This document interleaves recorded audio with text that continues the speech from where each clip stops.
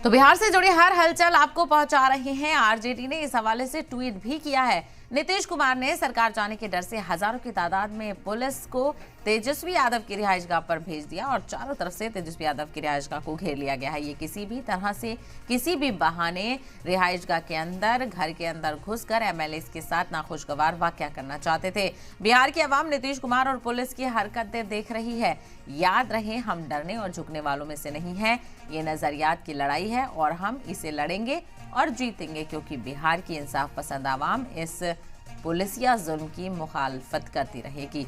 तो एक तो आरजेडी के घर पर, आरजेडी के जो एमएलएज हैं वो तेजस्वी यादव के घर पर मौजूद हैं और ऐसे में इसकी बेचैनी कहा जा रहा है कि नीतीश कुमार खेमे में देखने को मिली, जिनके ऑर्डर पर ये इल्जाम लगाया जा रहा है आरजेडी की तरफ से कि नीतीश कुमार की तरफ से ही पुलिस को भेजा गया।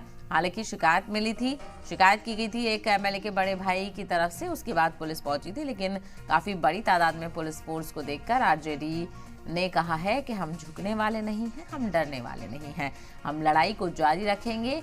और जिस तरह से पुलिस की बर्बरियत देखने को मिल रही है वो कहीं ना कहीं बर्दाश्त नहीं की जाएगी। तेजस्वी यादव के घर को चारों तरफ से पुलिस ने घेर लिया और ये किसी भी तरह से किसी भी बहाने से के अंदर घुसकर एमएलए के साथ बातचीत करना चाह रहे थे, ये इल्जाम लगाया गया है। वहीं बिहार की आवाम नीतीश कुमार और पुलिस की हरकत देख रही है। आरजेडी की तरफ से ये ट्वीट किया गया है, याद रहे, हम डरने वाले और झुकने वालों में से नहीं हैं। ये नजरियात की लड़ाई है और हम इसे लड़ेंगे और जीतेंगे, क्योंकि बिहार की इंसाफ पसंद आवाम इस पुलिसिया जुल्म की मुखालफत करेगी। लेकिन फिलहाल जो इस वक्त बॉल है वो आवाम के पाले में नहीं है, वो एमएलए के पाले में है।